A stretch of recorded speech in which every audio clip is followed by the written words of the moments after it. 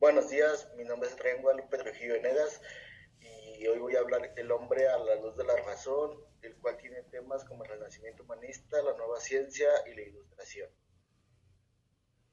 Como primer tema tenemos el renacimiento humanista, nueva misión del mundo, filosofía natural. El origen de la filosofía natural se remonta a las primeras reflexiones y explicaciones sobre el mundo físico, cuyos primeros registros datan de la antigüedad. Tenemos las teorías explicativas de Tales de Mileto, el primer filósofo de la naturaleza, y otros pensadores de renombre como Anaximandro, Anaxímenes, Pitágoras, Platón y Aristóteles. La filosofía natural se caracterizaba por establecer el origen y la constitución de los seres naturales. En este sentido, se daba una interpretación dialéctica, espontánea e ingenua de la naturaleza, en la que todo lo que conforma el mundo físico estaba concatenado y vivo.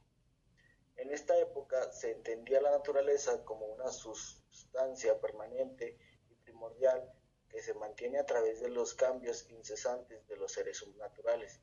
Asimismo, se solía explicar el origen del mundo partiendo de objetivos concretos como el agua, a los que llamaron arge, principio, evolución. Posteriormente, en la época medieval, la filosofía de la naturaleza estribaba en la adaptación de ciertos principios cosmológicos aristotélicos a la imagen geocéntrica del mundo. Por ejemplo, la naturaleza era concebida como un organismo universal autosuficiente, un sistema unificado de fuerzas omnipresentes animado por un alma cósmica en la que la distinción entre lo vivo y lo no vivo pierde su significado. De esta manera se asumió que todo está vivo. Por ende, las cosas dentro del organismo no suceden porque algún ser no natural intervenga en él. Luego, durante la Edad Moderna, los filósofos de época empiezan una lucha contra la visión escolástica de la naturaleza y defienden una visión más científica.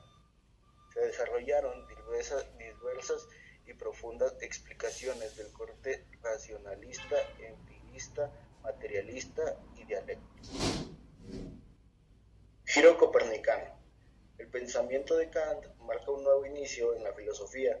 La conocida revolución copernicana que emprende Kant integra todos los ámbitos de su filosofía. Temas centrales de su propuesta serán el desarrollo de la ciencia, genociología, epistemología, moral e incluso la pedagogía. El presente trabajo presenta un análisis entre las reflexiones pedagógicas de Kant y el desarrollo del conocimiento. Kant posiciona al sujeto como el centro de su reflexión, de modo que él actúa en el mundo fenoménico, desarrollando el conocimiento producto de la experiencia y de la razón. Este proceso se dará gracias a la formación del sujeto, que en último término llamaremos educación. Gracias a la pedagogía, Kant considera que el hombre es el único a quien se debe educar para alcanzar el desarrollo de sus potencialidades y evitar la animalidad. La pedagogía es una disciplina transversal en la vida del hombre. En el primer momento parte de la sensorialidad hacia el entendimiento y la razón, donde se procesa el conocimiento para, en un segundo momento, desde la razón, reflejar el conocimiento a la práctica y el obrar moral del sujeto educado, la pedagogía kantiana. Además, sirve de referente para la ciencia cognitiva, que juntas ponen en énfasis al sujeto como el constructor del conocimiento sobre el mundo que lo rodea. Renacimiento renacentista y su influencia en la actualidad. Hay varios rasgos que conectan el Renacimiento con la actualidad. Ambos momentos están marcados por la combinación del progreso técnico e intelectualidad tras una profunda crisis económica y un sistema político-social en plena transformación. Fue entonces cuando se inventó la imprenta, que combinaba la velocidad de la expansión del conocimiento y las distintas culturas del mundo comenzaron a conocerse mutuamente con la llegada de Colón a América y las primeras rutas comerciales con Asia. Nacía el mundo global que conocemos hoy. Para, Paradójicamente, cada día más pequeño porque cada día está más conectado. Lo que la innovación renacentista puede enseñarnos para Eric Weiner el epicentro de la innovación del Renacimiento, es decir, Florencia, todavía puede enseñarnos lecciones relevantes 500 años después, por ejemplo, que necesitamos ciudades, organizaciones e individuos dispuestos a invertir en el talento y por el bien común, que son importantes las relaciones duraderas entre mentor y aprendiz, que los momentos de desastre son las oportunidades para crear algo nuevo y bueno, o que la innovación supone que nuevas ideas, pero también la síntesis de otras viejas. La nueva ciencia. Francis Bacon. Los ídolos. Los ídolos y las falsas nociones que han ocupado ya el entendimiento humano y han arraigado profundamente en él, no solo ascendían las mentes humanas, haciendo difícil el acceso a la verdad, sino que incluso en el caso que se diera y concediera el acceso, esos ídolos saldrán de nuevo al encuentro y causarán molestias en la misma restauración de las ciencias, a no ser que los hombres prevenidos contra ellos se defiendan en la medida posible. Son 4 las clases de ídolos que ascendían las mentes humanas. Para mayor claridad les hemos puesto nombres, de forma que a la primera clase la llamamos ídolos de la tribu, la segunda ídolos de la caverna, a la tercera ídolos del foro y a la cuarta ídolos del teatro. Los ídolos de la tribu están formados en la misma naturaleza humana y en la misma tribu o raza humana, pues es falso afirmar que el sentido humano es la medida de las cosas. Muy al contrario, todas las percepciones, tanto las de los sentidos como las de la mente, son por analogía humana y no por analogía del universo. El entendimiento humano es semejante a un espejo que refleja desigualmente los rayos de la naturaleza, pues mezcla su naturaleza con la naturaleza de las cosas, distorsionando y recubriendo esta última. Los ídolos de la caverna son los ídolos del hombre individual.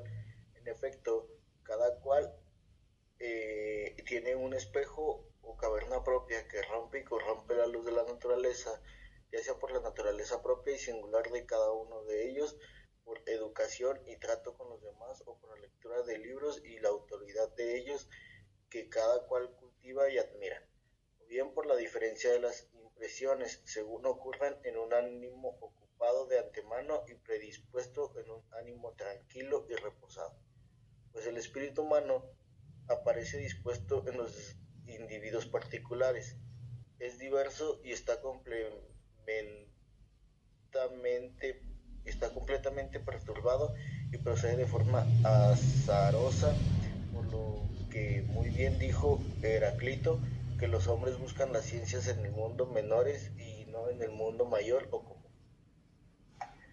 Hay también ídolos que surgen del acuerdo y de la asociación de género humano entre sí, y a los cuales solemos llamar ídolos del foro, a causa del comercio y el consorcio entre los seres humanos, y pues los hombres se asocian por medio de discursos, pero los hombres imponen a las cosas a partir de la comprensión del vulgo. Así, una mala e inadecuada imposición de hombres mantiene ocupado el entendimiento de una manera asombrosa. Las definiciones o explicaciones con que los doctos han acostumbrado a defenderse y protegerse en algunos casos son completamente incapaces de restablecer la situación, sin que las palabras ejercen una extraordinaria violencia sobre el entendimiento y perturba todo, llevando a los hombres innumerables e inanes controversias y ficciones. René Descartes, el método y la duda. Descartes plantea la duda metódica, donde rechaza como absolutamente falso todo aquello en lo que pudiera conducir a la menor duda. Intenta ver si en realidad hay algo en su mente que sea enteramente indudable. Somete a su duda todo lo existente y poco a poco va rechazando elementos y a principios. En esta entrada se pretende dar a conocer la duda metódica, el método del gran filósofo francés René Descartes, quien ajustó los pilares del conocimiento racionalista con la duda cartesiana, la cual sería aplicada en la metafísica, matemática, geométrica y también en la filosofía natural. A continuación, invitamos a leer la historia y las teorías del Descartes que quedaron para la posterioridad. El problema del conocimiento, racionalismo versus empirismo. Mientras el racionalismo afirma que la fuente del conocimiento es la razón, el empirismo alega que es una experiencia sensorial. Es una teoría basada en la afirmación de que la razón es la fuente del conocimiento humano. Es una teoría basada en la alegación de que la experiencia es la fuente del conocimiento. La teoría del conocimiento es una doctrina filosófica y para precisar su ubicación en el todo, que es la filosofía, es necesario que antes aparezca una definición esencial de esta. El empirismo. El empirismo es la escuela filosófica que considera la experiencia como criterio o norma de verdad para el conocimiento, mientras que en el racionalismo considera la realidad como gobernada por un principio inteligible, al que la razón puede acceder y al que, en definitiva, identifica la razón con el pensar. La ilustración. Immanuel Kant. Teoría del conocimiento. Kant plantea que el origen del conocimiento está en el sujeto, pero el comienzo está en la ocasión, en la experiencia. Si está en el sujeto, participa el tiempo. Luego, la conciencia del tiempo nos manifiesta la operación trascendental. Kant piensa que es el sujeto quien construye la realidad. A su vez, piensa que el sujeto es la mente, por lo cual la construcción de la realidad es un proceso que sucede en la mente.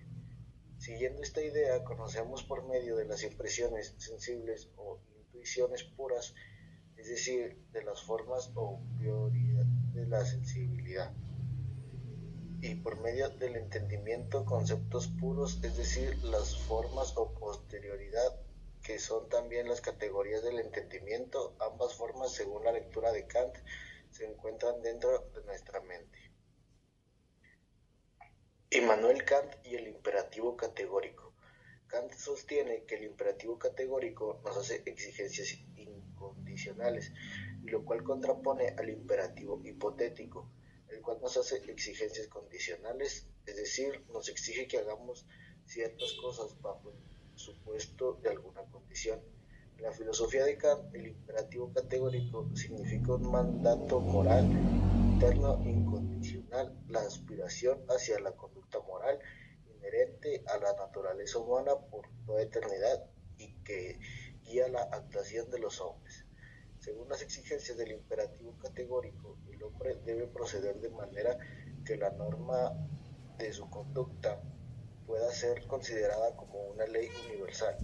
El imperativo categórico tiene un carácter meramente formal y abstracto. Reflexión sobre ciencia, tecnología y filosofía. La ciencia es el conjunto de conocimientos organizados, jerarquizados y comprobables, obtenidos a partir de la observación de los fenómenos naturales y sociales de la realidad, y también de la experimentación y demostración empírica de las interpretaciones que le damos. La tecnología es el conjunto de nociones y conocimientos científicos que el ser humano utiliza para lograr un objetivo preciso, que puede ser la solución de un problema específico del individuo o la satisfacción de alguna de sus necesidades. La filosofía es una disciplina que se ocupa de una serie de problemas teóricos y prácticos a través de la crítica, la reflexión, la interpretación textual y el ejercicio de la razón en todas sus formas. Con esto concluyo mi presentación, espero que les haya gustado y nos vemos